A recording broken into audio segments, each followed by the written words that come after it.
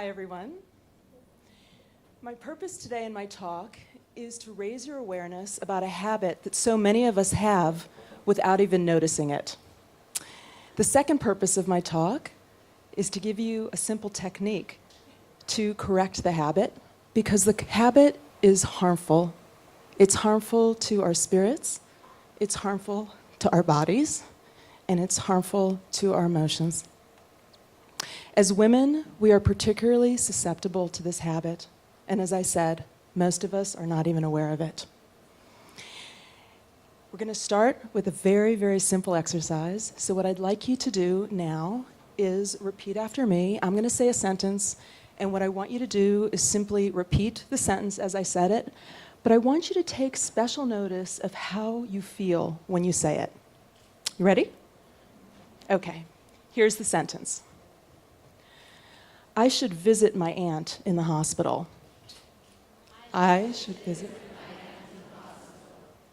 Okay, now, how did you feel when you said that sentence? I should visit my aunt in the hospital. How'd you feel? Guilty. Right, guilty, kind of worried, anxious. Exactly. Okay, I'm going to change the subject for a minute, and I'm going to ask you to raise your hands if you've ever been in Zappa before in this club.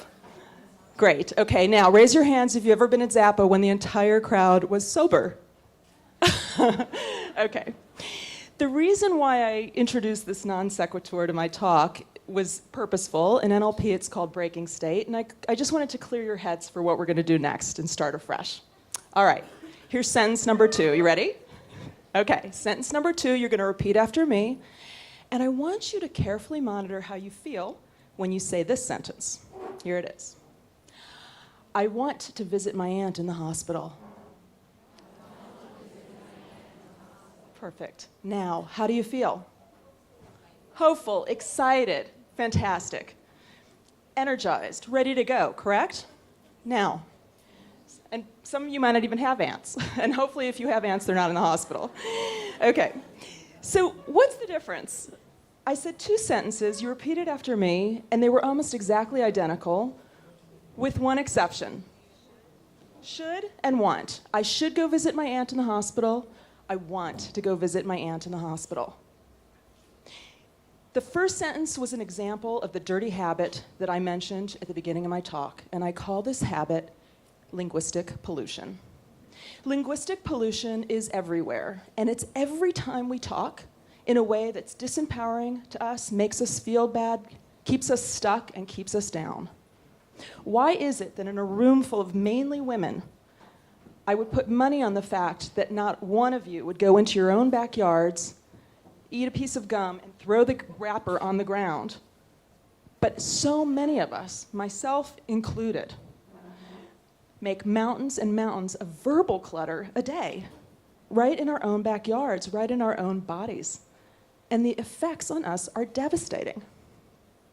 For women, I think that the etiology comes when we're small, because we're discouraged to really speak up, say what it is that we want, address our needs clearly, speak our truths. And the result is muddied speech, cluttered, polluted. So what do we do about it? And here's the technique that I promised you. It's something that I use often with my clients. It's in 3 steps, and my wonderful student David gave it a great acronym so it's easy to remember. N-E-R, which for Hebrew speakers spells ner, candle, and it's great because it's so illuminating. Step number 1, N, notice. From today onward, I want you to notice how you're expressing yourself. And when you hear yourself saying things like, I should, I must, oh, it's driving me crazy, immediately proceed to step 2, E. E is eliminate. You're going to take all of those forms of speech that are disempowering and keep you and hold you back, and you are going to sweep them out of your vocabulary like yesterday's trash. And trust me, you will never, ever miss them. Then go on to step 3, R. R stands for replace. You're going to replace all that trash that you threw out with your own personal treasure. Instead of saying, I should, you're going to say, I want. Instead of yes, but, yes, and. Instead of it's driving me crazy, it's I don't like that. And when you start doing this on a daily basis, day after day, You change your internal world for the better, one word at a time. Thank you.